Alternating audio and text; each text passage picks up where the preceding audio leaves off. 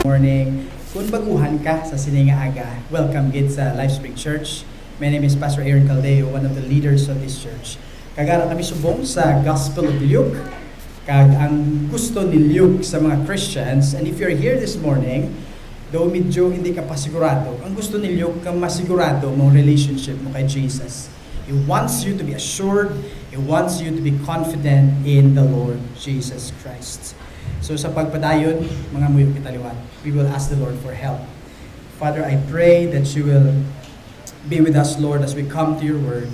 Buligi kami, Lord, and I pray that your Holy Spirit will be our teacher, and your word will be our guide, and your glory will be our number one ambition.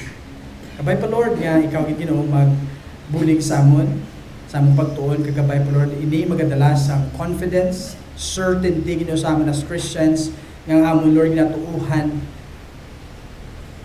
pagtuo Ginoo nga sigurado gid kay ikaw ang Dios nga nag-intervene, nag-provide, Lord, sang mighty Savior nga magadala Ginoo sang kaluwasan nga tutuod gid nga amon masaligan. Thank you, Lord, for this wonderful morning.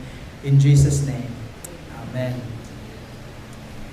What makes the Christian faith unique compared to other religions? Now, in your notes, dirang pamangkot no, sa aton siningaga, what makes the Christian faith or Christianity unique compared to other religion? Nga ang ginatuuhan ta, pinasahi mauturan sa iban. Throughout human history, in literature, o kung sa mga pelikula man sa politika, men and women nagapangita gid sang manluluwas. Savior that can bring hopeful future, Savior that can bring blessing and prosperity, nga maka-hatag sa aton alibyo sa aton kapigatuhon, manluluwas nga makasulbar sa dako nato ng mga problema kag issues, samtang nagakabuhi kita diri sa madulom kag buka nga kalibutan. Kag mauturan damo sa mga naga-pretend nga manluluwas kag naga-promise ng something beautiful, something wonderful. But we know, initanan nga mga potential pretenders, if we are honest, they all failed. But ayhan ikaw, no, pamatanon ka, student ka, you're not thinking about these big things. But you're thinking about small things. So you think ka nga, kunya nga, maybe you're not thinking about these big things, the politics and Savior. But in your own world, you wanna be the Savior. There's some of us, no, enjoy kita sa gaming nato, that we want to upgrade, no, that character, right? Because gina-feel mo ikaw ng Savior and you want to be victorious, you want to level up, you want to pass that, level, and then you feel like a Savior, you feel like a superhero, right? And maybe to some of you nga hindi ka-enjoy sa gaming, no, iba sa aton, you're thinking about Savior in a sense nga sa relationship naman. Relationship, someone yung maghatag sa imo joy, happiness, someone yung maka-feel sa emptiness sa imo life.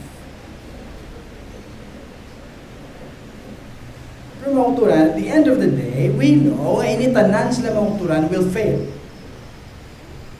Or may favorite movie ka, favorite character mo si Superman, or mga pamatanon din sino yung favorite character nato. Ganun problema naman. Ka-promising, grabe future, grabe sa ka-powerful. Pero problema, hindi naman tuod. Myth naman, ginobra-obra lang sa tao. Right?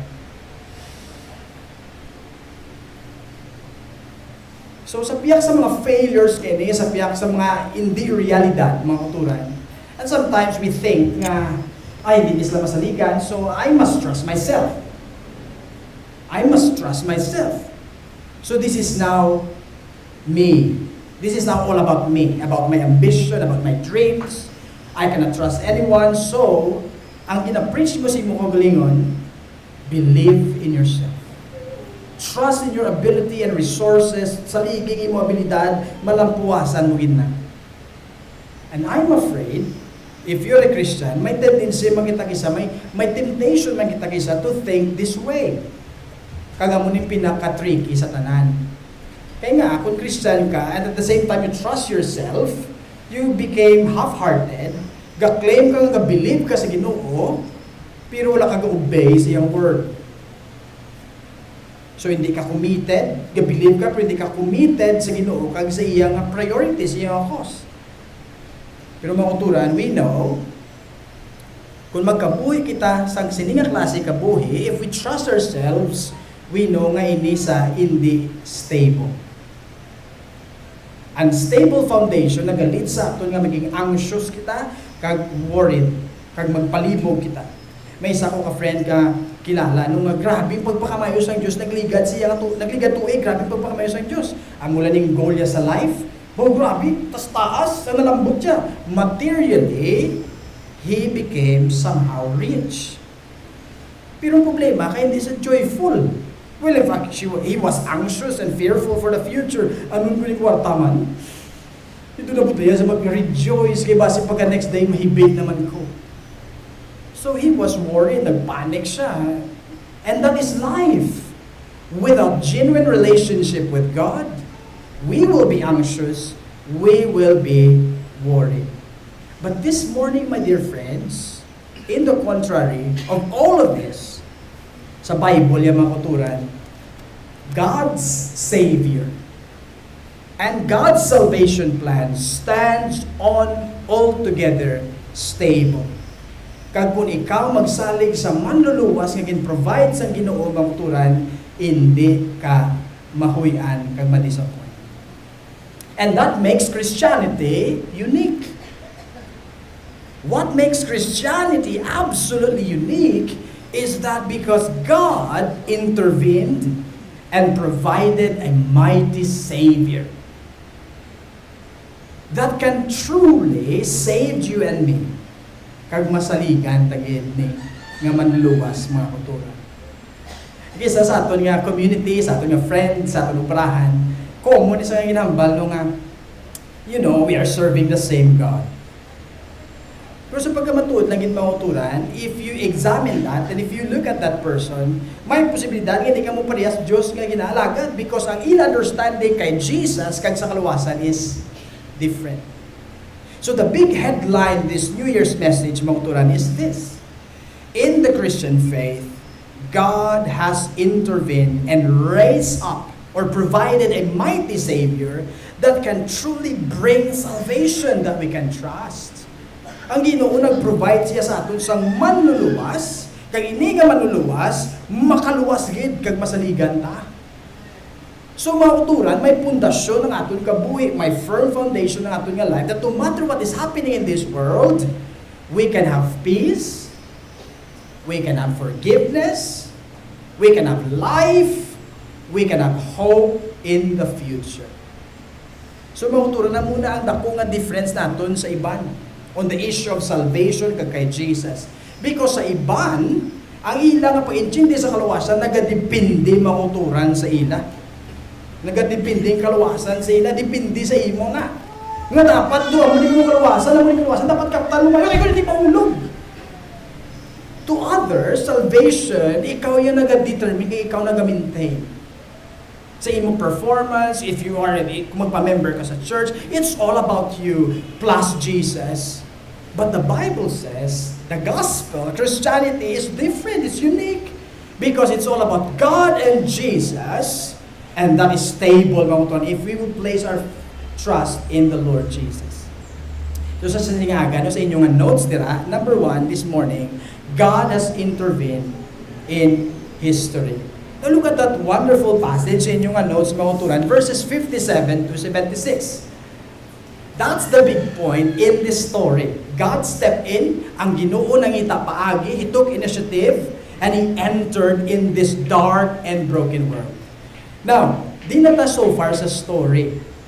Now, kunwari ka mo din nagliligad, makita natin nga ang mga main characters dire, sino gani? Si Elizabeth, kag si Zechariah. And in the story, we can see Zechariah and Elizabeth, kaya nag-progress mga ng story, right?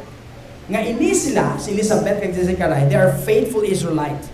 Try to imagine they are righteous, they are blameless, obedient to all the commandments of God, but the idea is not that they are perfect. The idea here is that they trust and faithfully waiting for the Lord's promise to be fulfilled. Kag samtang nagahulat sila makuturan, sa sininga promesa nga maabot makuturan, for how many years? Wala sila nag-give up sa pag-alagad. They keep on serving. They are faithful. Pero ang munihay, we discovered already that they are like you and me. Why? Because sila man makuturan, even though they're faithfully waiting and serving God, they are also struggling, nag-struggle man sila samtang nagahulat sila. And try to imagine, tigulang na sila, wala sila bata, right? They keep on serving, they struggle. Lord, how long? Oh Lord, how long? Pain is real. Ang kasakit, kagapag-antos is real. Samtang nagahulat sila, samtang nagalagad sila, ara na makuturan sila nagipuso. And try to imagine, si Zechariah, sa nag-appear ng angel, wala sa nag-believe sa spoken words ng angel. That's why, nag-apa sa, right? Naman nyo? He became mute because he failed to trust the words of the angel. Kaya nag-believe sa, ang among sitwasyon, tigulang na kami, hopeless na kami. This is humanly impossible. Pero dito natin nakita sa story, nga sa Ginoo gali, nothing is impossible. Sa pagdala sa kaluwasan, sa pagdala sa pag-fulfill sa promise niya, nothing is impossible. Kag sa piro mo ni grabe ay. Pero sa piyak siya, failure to believe, ang Ginoo sa gyapon nagpa-experience sa iya sang pabor, sang grasya. The Lord's great and tender mercy na experience nila mauturan. Nagpusongkit si Elizabeth and try to imagine pasa for 9 months. Kita yung promise na naka-fulfill. Every month, naghahabok ka siya ni Elizabeth. Like, wow! Grabe yung pagpamalandong niya sa silinga, ginubra sa Ginoo makuturan. But here's the surprise in our passage. Now look at your passage please, in verse 57 to 66. The big surprise here, because they are one of the main characters in the story, pero kung lang taon natin makuturan, basahin natin ang small sections ng story natin makuturan, the focus of the story is not Elizabeth and Zechariah. And that's a big surprise for me.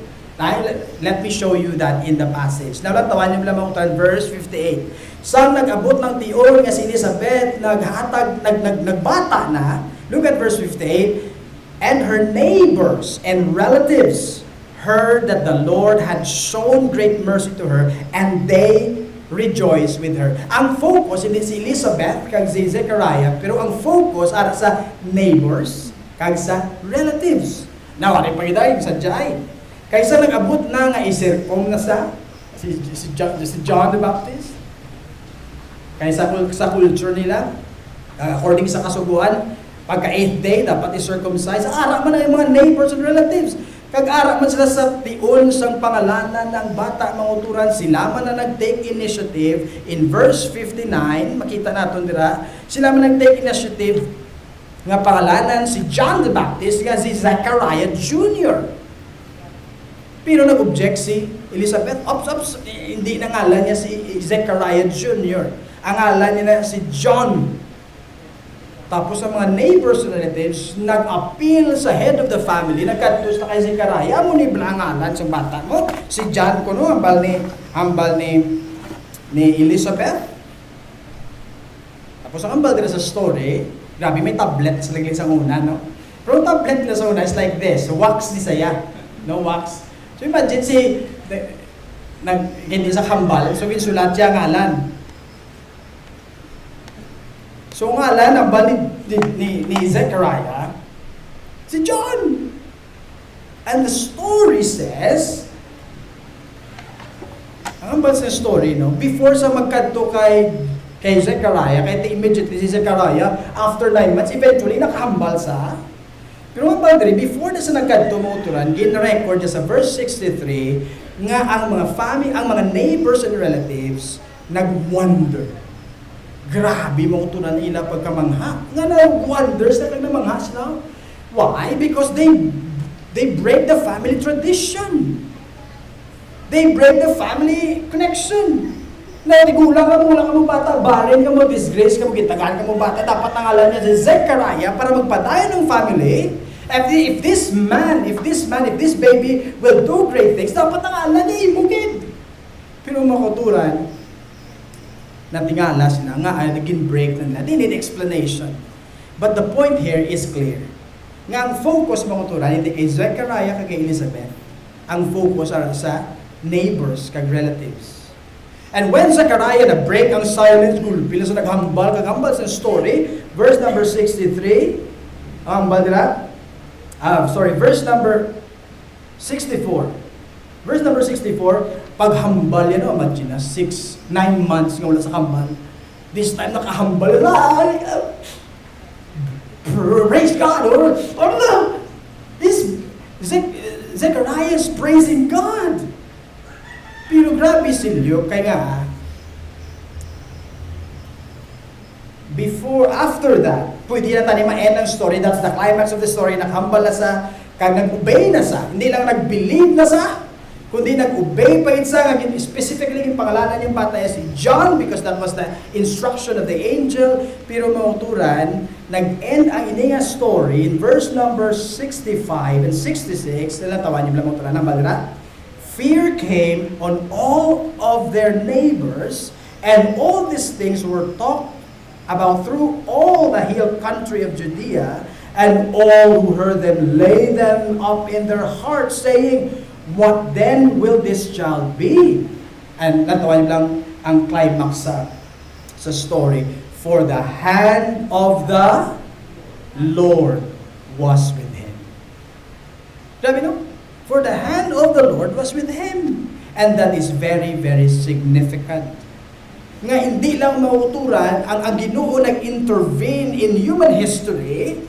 Kag makita na natin din, hindi na sa pag-o mauturan, when the angel appeared, ginpadala sa Ginoo kay Elizabeth, kay Zechariah, kay Mary, this time mauturan, hindi sa pag-o, pero pag-o diri mauturan because ang mga witnesses mauturan naglapad. All their neighbors and their relatives and all the people in Judea, they can see that the hand of the Lord was with him. Kasi no? Kay John. Sa sininga bata mauturan. Now if you remember in verse 59, siling sa mga neighbors and family, grabe ang kaluoy sang Diyos sa imo, Elizabeth. But the ending of the section mauturan, the hand of the Lord was with him, was with this baby. Nga nag-shift ang focus man. What's the point? Nga nag-shift ang focus. Now, at this point, we don't know kung nakabalo sila sang natabo sa temple, right? Kaya ting nagtabo sa temple, pagwaya apa na sa mo. I don't know kung si Zechariah, I don't know kung nag-spend time sa tablet siya, kinabalance na ang huning ang angel. Ayaman siguro explain sila paagi sa tablet. I don't know. Wala kita kabalo sa story, but the point is, as Bible readers, we know nga ang angel gin-predict that the birth of John will be miraculous and he will be great. Why? Because he will be the forerunner of Jesus. He will prepare the way of the Lord. Ang kung sila yung makuturan, try to imagine this sa ilang at chimpo. These things will happen. These things will be fulfilled. The messianic age will happen. So this is a wonderful sign, but I wonder kung nakabalusan na sila sa muna ngatiyon, but the point of the shift here, I think mga kuturan, is this. That God has intervened in human history. And all of them saw it. The hand of the Lord was with him. But we know that they need further explanation. Gin-acknowledge mga uturan sa neighbors, relatives, and the Bible says here, all the people in Judea. Now, ano ni isang contribution sa purpose ni Luke? Mga uturan, kung nadudumduman nyo, ang purpose ni Luke is to give certainty and assurance And this is what He is doing. He is giving us details for us to know, mga uturan, nga ang Diyos, mga uturan, nag-intervene sa human history. Why? Because we cannot solve this big problem sa kalibutan. We cannot solve this darkness. We cannot solve this brokenness. So ang Ginoo nag-break in, nag-step in sa kalibutan. And if you notice the story, damo-damo sang emotions, no? Nagkalipay sila, natingala sila, nagkahadlok sila. Ang perte gini mo uturan, ang naming sang son, because nakita nila nga gin-break ni John kang ni Elizabeth ang family tradition, pero hindi niya sa obra-obra lang ni Zechariah. Why? Because he was commanded by the angel. So makita nato, the gospel breaks the family tradition. And ang name ni John means God is gracious. God is kind. Grabe, no? This is God's doing. This is God's intervention. Kaya this contributes to the purpose of you to give us certainty that this salvation that we have is trustworthy, masaligan mo uturan, because we know that this is God's work and His work is secure, and no matter what will happen, He will do it. He will accomplish it. So that's what we can see here first of all. Ang hand sa Ginoo, ang intervention sa Ginoo. Interesting na tama no, ang the hand of the Lord. Because when you look at the Bible, ideas ni mga uturan, either ang Diyos magadalas ang pagpakamaayo o kung judgment. But we know in the story, ang heart sa Ginoo, He wants to bring salvation. So si John ang una, kag importante yung birth ni Jesus, si John ang una, kay si John ma-prepare sang way, and he will preach repentance. Talikod ka mo sa inyong mga sala, because He is coming. He is coming. So that's what we can see here first of all. God has intervened in history, and that makes Christianity unique. Hindi iya mauturan kita ang nangita pamaagi para masulbat ang problema ta. Christianity says ang Ginoo iya ang nagsulod, kay hindi kita makasulod sa kingdom.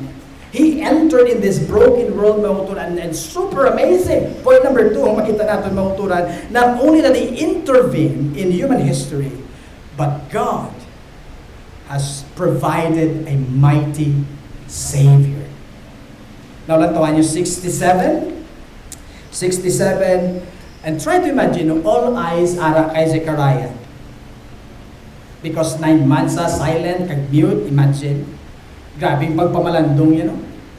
And so amazing, nga nag-believe sa, kag here in the story, nag-obey siya. Yung pangalanan niya, kung nanugid kayong sugo sa angel siya. Kag he praised God. Grabe yung pagtayaw, amo na una ang nagwa sa babay. Look at verse 67, the Bible says, and his father Zechariah was filled with what? Filled with Holy Spirit. And he prophesied. O sa ibang nga translation, iniguno, hindi lang yung prophecy, kundi siya man mismo nagkanta man sa. He also responded to God, praising God, singing songs. Kag kabalo ko mga uturan, as I study this passage, ang prophecy ni Zechariah is not about his son, primarily. Then try to imagine, sa 12 verses, sa iya prophecy, ang first 8, wala yung mention na iya nga bata. Grabe no? Gin-mention niya iya bata, duwa lang verses, tapos pagkatapos na, the rest, hindi man parte sa bata yan. Nga mo naman, ano ang ginapakita din sa aton sa sininga prophecy? Ginapakita sa aton sa sininga prophecy that Zechariah, naintindihan niya ang work sa Ginoo. Ang work sa Ginoo is salvation, kag ang pagwa ni John, mas dako pagit mga uturan ang sa likod sila. Because ang iya bata nga si John is not the main thing, is not the center of everything. Forerunner lang sa mga uturan, something bigger will come. And so, hindi niya makontain sa iyang heart. Sila niya, oh, praise God! Latawan in verse 68. Blessed be the Lord God of Israel, for He has what? Visited and redeemed His people. And has raised up a horn of salvation for us in the house of his servant David. Grabe no? Interesting and very important mga tuturan. He praises God. Why? Because He has raised a mighty Savior. Kita nyo ang idea of horn of salvation. This is actually a referring to the mighty, powerful Savior na provide sa Diyos sa mga tuturan. Nga kung sa din, promise siya kay David in verse 32 to 33 sa chapter 1 ng tawa nila. Ano ang badira? Verse 32 to 33. Anong promise ang Ginoo? Ang promise ng Ginoo mamuturan that the kingdom of David will continue. Nga baldira? And what? Verse 33, and he will reign forever. He will reign over the house of Jacob forever, and his kingdom there will be no end. That's the promise. And this is now happening. The Lord has raised a mighty Savior. This is a fulfillment of God's promise to David. Kag anong promise niya? Ini nga king ko no will bring what? Will bring salvation. Narantuan niyo tayo yung Bible lang. Ang idea of salvation, He has visited and redeemed His people. Tubso niya tayo, deliver niya tayo. Verse 69, ginhambal niya tayo, horn of salvation. Verse 71, that we should be what? Saved from our enemies. And then verse 74, being delivered or saved from the hand of our enemies. Look at verse 77, to give knowledge of what? Salvation. This mighty Savior will bring what? Salvation. Amo nang talo niya mga turan. And so, Zechariah knows what's happening here. Zechariah knows that what's happening here is infinitely important than the birth of his son. So that's why ang nagwa sa bayan mga turan, pagtayaw sa Ginoo kay hari na ang kaluwasan. Yes, my son will do great things, but after my son is more great, more amazing. John is the forerunner. His work is crucial and important, but Zechariah realized that there is soon appear someone infinitely more important than John. God has intervened. God has raised a mighty warrior. Kag actually makuturan in verse 78, ang abad sa verse 78, lang tawa niyo lang. Because of the tender mercy of our God, whereby the sunrise shall visit us from on high. That is also a promise from Isaiah. So, but yun, doon naghambal si Zechariah, kung amon is John the Baptist, doon ka angay nga, wala pa kabot si Jesus, pero si John the Baptist na, pero, ano sa? The attention, ultimately, hindi siya makuturan. And that's what happening here. Kagrabe, makuturan ang kumpiyansa ni Zechariah. But sila yun makuturan, the long wait is over. The long night is over for Israel and for the world. Sunrise from above is about to dawn. And it means salvation. Pero ano ni sa nga salvation? Salvation from political oppression? Ano ni sa mga kaluwasan na inambal nila? Look at the Bible, please. Ano ang baldira? Verse number 71, that we should be saved from what? From our enemies. Now, natawan nyo verse number 74, being delivered from the hand of our enemies. Salvation from our enemies. Ano ni sa enemies? Bawa ko namin ang balita, Pastor, ma-deliver ko sa akong kontra. Damo dahil kontra. But what is the point here? Now, if you want to know specifically ano ni sa enemies, you need to read ahead sa ato nga series. Because it's about, araman mismo sa passage, it's about enemies, it's about sin, it's about death, it's about Satan. Kaya kung sa din amunin mauturan ang cause. Kung nga nag-amunin kalibutan mauturan. Amun ang greatest enemy nato nga hindi nato ma-solve. Pero anong purpose ng sininga salvation? He will save us from our enemies, sin, death, and Satan. But what's the purpose? Verse 74. Natawan yung last phrase. That we might, what? That we might serve Him. without fear. Grabe ba? Serving without fear. Look at verse 25. In holiness and in righteousness before Him all our days. Grabe, no? Now, kung tunan yun yung mga turan, ginabalik yata actually sa Exodus. Kung sa di nakatawan sa Diyos, klago mo sa Egypt, ang tuyo sa Diyos, i-deliver ta mo, so that you will worship me all the days of your life. And try to imagine, this is the purpose of our lives. If you're a Christian, God saved you for this one purpose, and the purpose is to serve Him in holiness and righteousness. Kanami, kinasang ikanta, no? Nga ako sa di nangambahan ng salvation, so grabe, no? That we will join the chorus of creation singing praises to God, and that is your purpose and my purpose. That's why God saved you. God has intervened. God has raised up a horn of salvation, a mighty Savior in the house of David. And that horn, of course, hindi si Juan Bautista, kundi si Jesus. Remember the terrifying horn in the book of Daniel? This is the fulfillment of the promise that there will be horn of salvation, and His kingdom, mga turan, will be unstoppable. His kingdom will become big and wonderful and amazing. Now, if you notice, mga turan, si Zechariah, ang propesya, past tense. Ang baladi, God has visited and has raised up a horn of salvation. Pero grabe, no, kay correct man siya. Pero kung nang mo, indeed si Jesus nag-arrive na, pero anong sitwasyon ni Jesus in this moment? Arap siya sa tiyan ni Maria. Mga posible lang kabulan. Mga 3-4. Grabe mga utura, no? Pero sa piyak sa kadulong, ang sitwasyon nila, wala pa nagbago, no? Pero grabe ang kumpiyansa ya. Ang sitwasyon nila, dulong Japon. Ang sitwasyon ni Zechariah and Elizabeth, same Japon. Pero mga uturan, nagbagong perspective ya. Kaya no matter what is happening, no matter what his situation as of the moment, mga uturan, grabe pagtuo ya. His faith was already sensing the vindication and the victory. The Lord has visited us. And He raised up a horn of salvation. Si Jesus, arap lang sa tiyan ni Mary. Pero mga uturan, grabe, nakita yan ng mga uturan ang kaluwasan ng obrahon ni Jesus. Like Mary in His song, pura matalan past tense.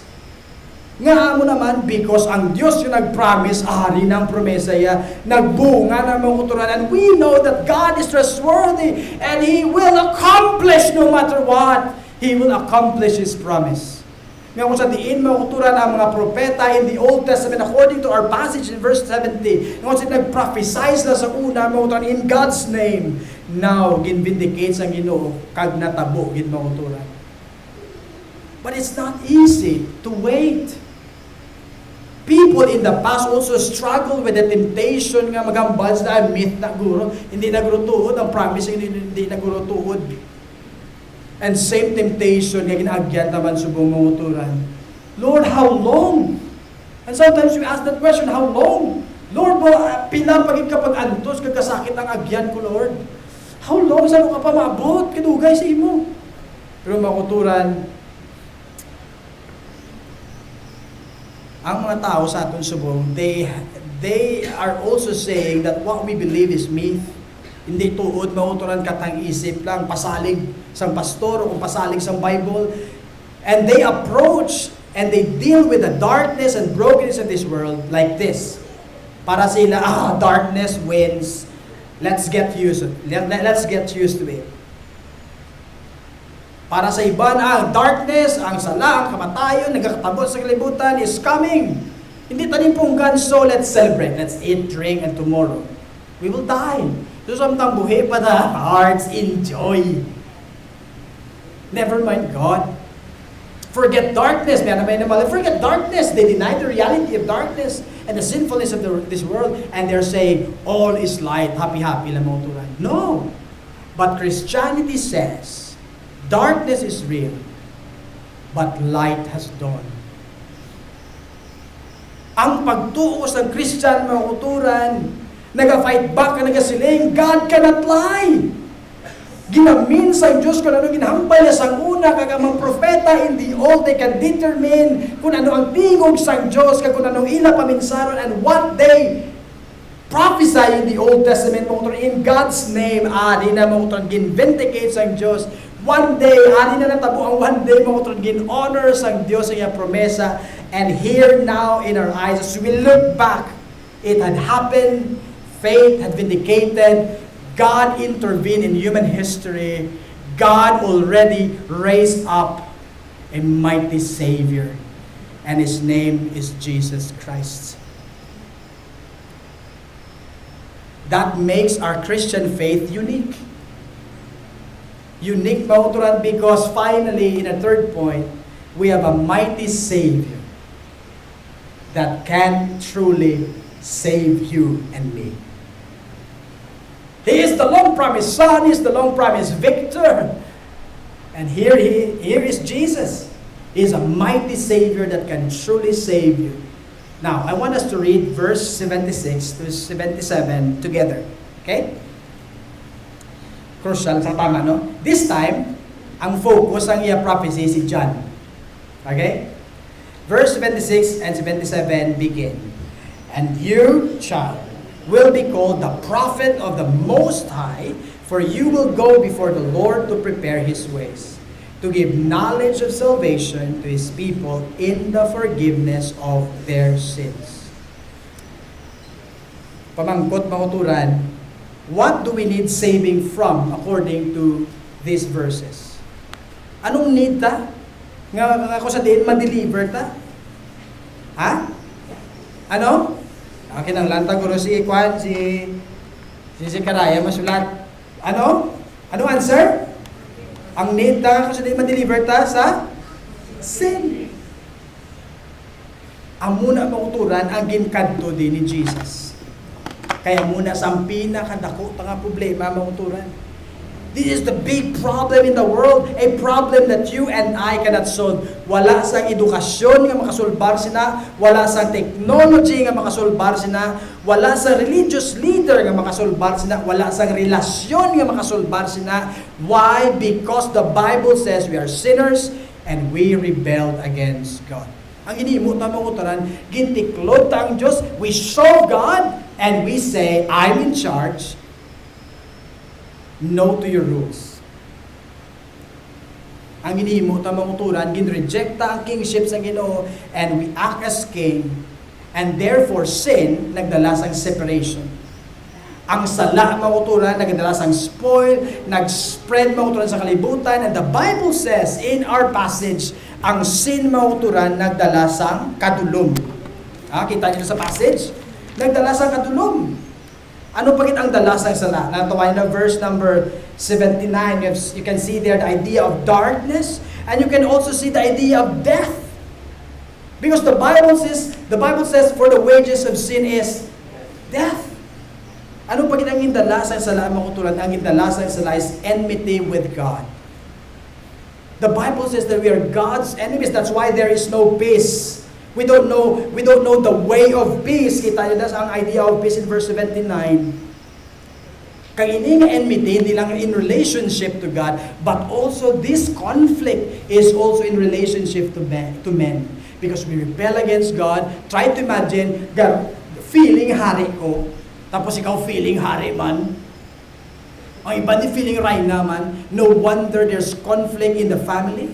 Conflict in the community, conflict in the barangay, conflict in the city, conflict in the country, and conflict, mauturan, and war, makita natin, in Russia, in Ukraine, in Afghanistan. We can see brokenness everywhere, mauturan, because sin spreads, and sin destroys, brings death to this world, mauturan. But who can deliver us from this big problem? Who can solve this if you and I cannot solve this? Because ang sala, mauturan, cannot be removed by just doing good works. Sin cannot be removed by just going to church. Mauturan, the Bible says, the moment mauturan nagwat sa kalibutan, we are already dying. And the question is, na-realize mo ba lang yung mga need to be saved? Na-realize mo lang that I need to be delivered from sin. And I know, if you're honest, hindi na kailangan i-convince na ka nga makasasala ka. Because the big problem in this world is us. When you look in the mirror, you will see yourself and you know you are the problem.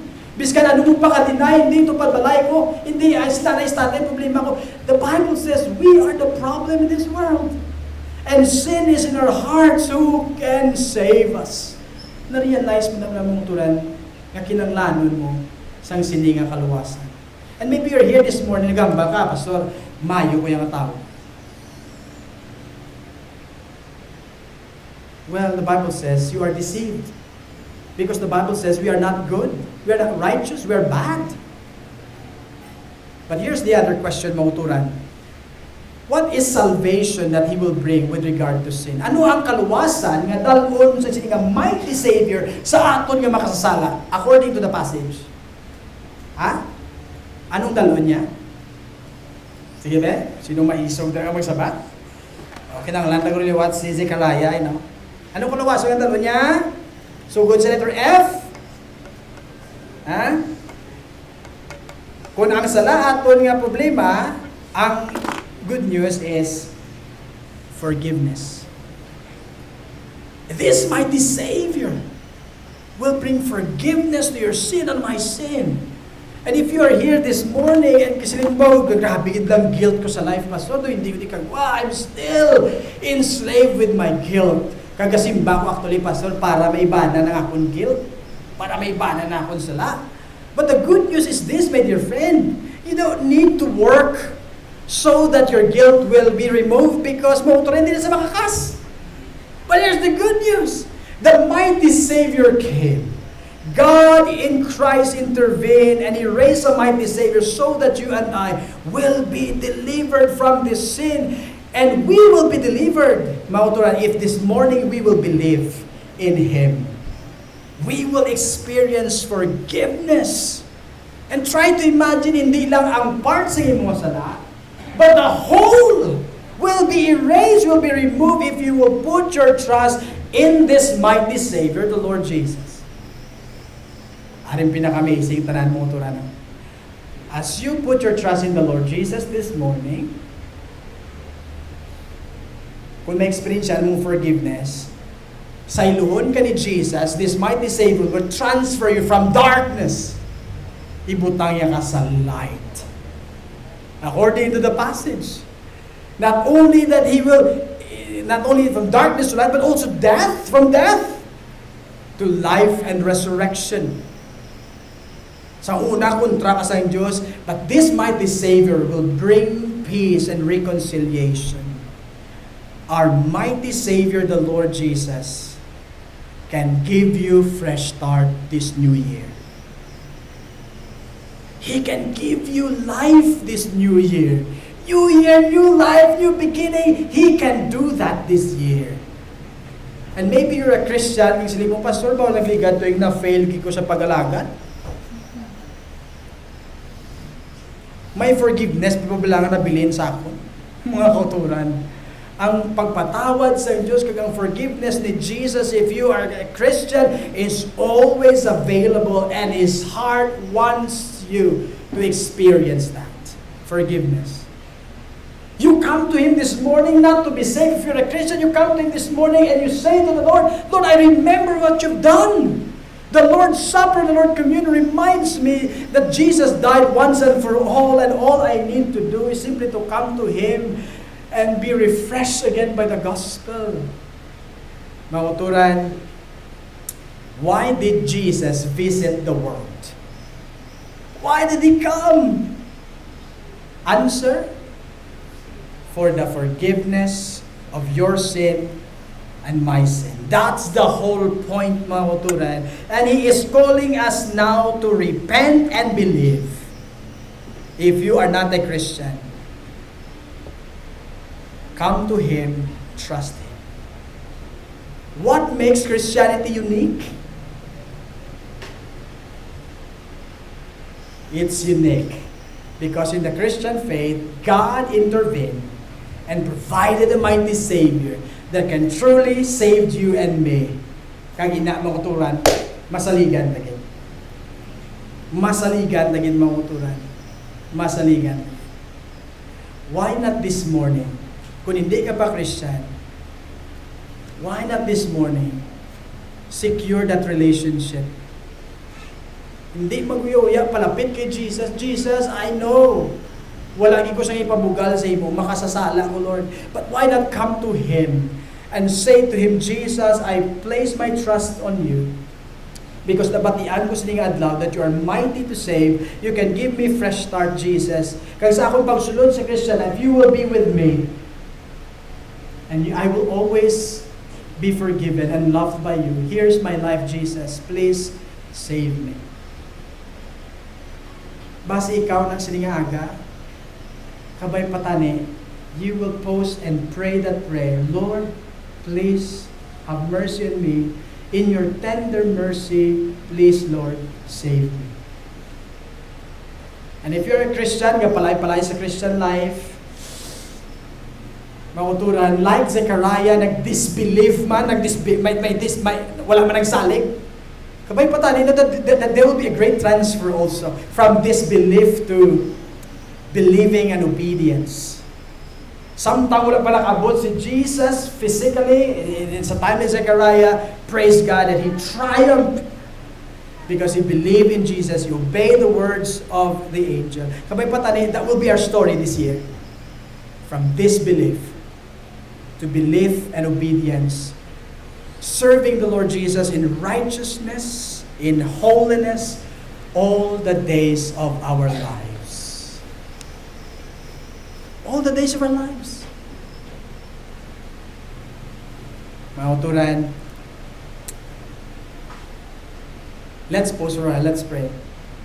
Before tamagan to sa aton discussion, I think it's really good to just meditate and let the words sink in our hearts.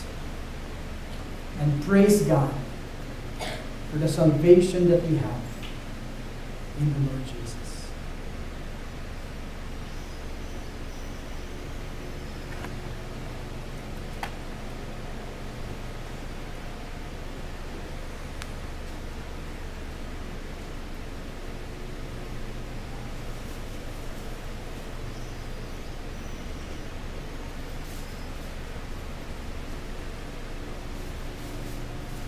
Heavenly Father, we come to you and we thank you, Lord, for giving us purpose. Thank you, Lord, that we are here with one purpose, and that is to serve you in holiness and in righteousness. Lord, kabay po, Lord, as a church, we will continue to tell people about Jesus. Lord, kabay pa this year, many souls will come to Jesus because this is the time of harvest. This is Gospel Day. So, Lord, this year, please, Lord, give us more souls. Nagabay po, Lord, in this very moment, may mga kalagi noong magpalapit sa imo, magsalig sa imo. And we know, Lord, every time that happens, ang angels in heaven nag-rejoice in Lord. Lord, thank you so much for being with us this morning. In Jesus' name. Amen. So, in 5 minutes, ara din ang question sa inyong ano,